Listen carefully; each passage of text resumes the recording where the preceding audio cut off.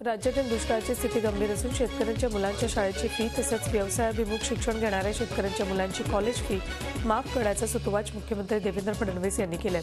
याचबरोबर शेतकऱ्यांची वीज बिल वसुली आणि इतर कराची वसुलीही थांबवण्याचा निर्णय घेणार असल्याचे त्यांनी सांगितले। मराठवाड्यात मुख्यमंत्र्यांचा दौरा होऊन 48 तास उलटण्यापूर्वी शेतकऱ्यांना पीक कर्जापासून मुद्दामहून डावललं जातंय। ज्या शेतकऱ्यांनी दलालामार्फत पीक कर्ज घेतलं त्यांनाच पीक कर्ज देण्यात आलं असा आरोप परभणीतल्या शेतकऱ्यांनी बँकेवर केलाय। शेतकऱ्यांना केवळ सातबाऱ्यावर कर्ज द्या असे शासनाचे बँकांना सक्तीचे आदेश असताना बँकेत दलालाशिवाय फाईल पुढे सरकत नसल्याचा बँकेचा कर्जदार शेतकरी सांगतो। आत्महत्या केलेल्या शेतकऱ्यांच्या कुटुंबियांना मदत करण्यासाठी अभिनेता नाना पाटेकर आणि मकरंद अनासपुरे सध्या मराठवाड्यात आहेत। लातूरमधील 113 शेतकऱ्यांना मदत केल्यानंतर ते नांदेड आणि औरंगाबाद इथे जाऊन शेतकऱ्यांच्या कुटुंबियांना मदत करणार आहेत। सलग 3 वर्षांपासून अमरावती जिल्ह्यात विविध रोगांचं आक्रमण झाल्यानं सोयाबीनची शेती धोक्यात आली आहे। यामुळे शेतकरी पुरते धास्तावले आहेत। शेतकऱ्यांसाठी नगदी पीक अशी ओळख असलेल्या सोयाबीन पिकावर त्यामुळे यंदा अमरावती जिल्ह्यात उत्पादनात मोठी घट निर्माण झाली आहे। सोयाबीन पिकावर यंदा येलो मोझेक या रोगाचं आक्रमण झालंय। दहिसरमध्ये मांसाहारावरून गुजराती आणि मराठी कुटुंबात झालेल्या वादाचं प्रकरण ताजं असतानाच मीरा भाईंदर महापालिकेनं 8 दिवस मांसाहार न विकण्याचा फतवा काढलाय। मीरा भाईंदर महापालिकेला जैन धर्मीयांचा भलताच पुळका आलाय। जैन लोकांचे उपवास सुरू होणार आहेत आणि त्या उपवासाच्या दरम्यान मांसाहार विक्री बंद करण्याचा निर्णय महासभेत घेण्यात आलाय। आजचा पेट्रोल पंप चालकांचा संप मागे घेण्यात आलाय। 6 ऑक्टोबरपूर्वी पेट्रोल आणि डिझेल एलबीटी मुक्त करणार असल्याचं आश्वासन अर्थमंत्री सुधीर मुनगंटीवार यांनी दिल्यानंतर पेट्रोल पंप चालकांनी संप मागे घेतलाय। मुंबईकरांना आता आपल्या गाडीचं लायसन्स रिन्यू करणं सोपं जाणार आहे, कारण आता लायसन्स रिन्यू करण्यासाठी आरटीओमध्ये न जाता घरी बसून ऑनलाईन लायसन्स रिन्यू करण्याची सुविधा उपलब्ध होणार आहे। 15 सप्टेंबरपासून नागरिक ऑनलाईन लायसन्स रिन्यू करू शकतात।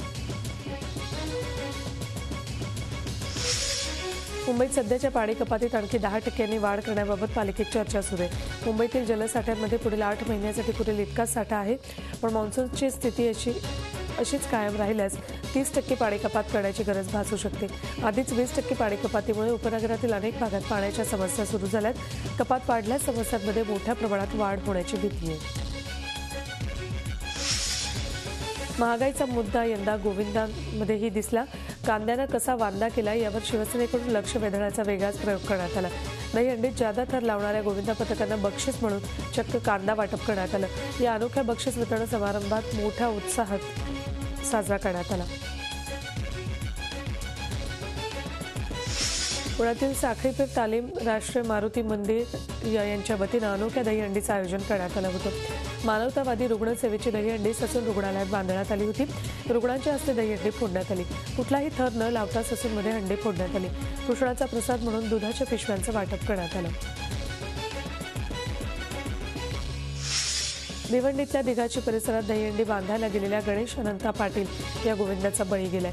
एका बाजूला झाडाला दोरखंड बांधल्यावर गणेश BSNLच्या टॉवरवर हंडीचं दुसरं टोक बांधण्यासाठी चढला, पण टॉवरच खाली कोसळून त्याच्या डोक्यावर जबर मार लागला आणि गणेश जागेच ठार झाला। गणेश अवघा 29 वर्षांचा होता। यंदाच्या दहीहंडीसाठी उच्च न्यायालयानं काही अटी घालून दिल्या होत्या। त्या अटींचं पालन करणं सर्वच आयोजकांना बंधनकारक होतं। प्रत्यक्षात अनेक मंडळं हे नियम धाब्यावर बसवून उत्सव साजरा करत असल्याचं पुढे आलंय। पोलिसांनी याविषयी वेगवेगळ्या मंडळांचं चित्रीकरण केलंय आणि नियम पाळले गेले नसतील तिथे नक्कीच कारवाई होईल असं पोलिसांकडून स्पष्ट संकेत देण्यात आले।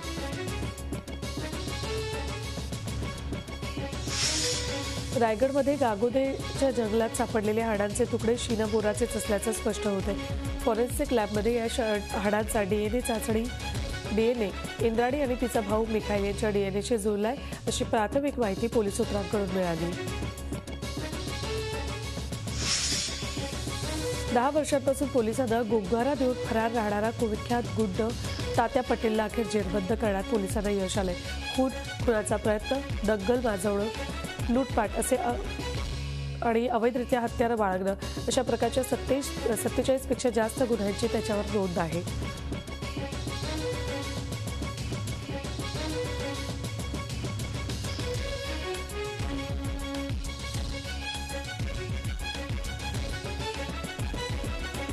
आता पाहुयात देशविदेशातल्या बातम्या.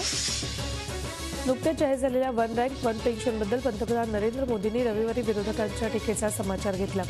ज्यांनी सत्तेत असताना 42 वर्ष मागणीसाठी काहीच केलं नाही असे लोक आता कारण नसताना टीका करत असल्याचं मोदींनी म्हटलंय. ते हरियाणातल्या फरीदाबादमध्ये जाहीर सभेत बोलत होते. पंतप्रधानांच्या हस्ते दिल्लीतल्या मेट्रोच्या 6व्या लाईनचं उद्घाटन करण्यात आलं. यावेळी पंतप्रधानांनी स्वतः या नव्या मेट्रोने तासभर प्रवास केला. जनपद ते फरीदाबाद अशा 1 तासाच्या प्रवासात पंतप्रधानांनी सुरक्षा रक्षकांच्या कवचाला बाजूला सारून जनतेशी संवाद साधला. मेट्रोमधून प्रवास करताना पंतप्रधानांनी स्वतः काही प्रवाशांना जवळ बोलावून गप्पा मारल्या. बहुतांश प्रवासी मोदींच्या बाजूला बसून सेल्फी काढताना दिसले.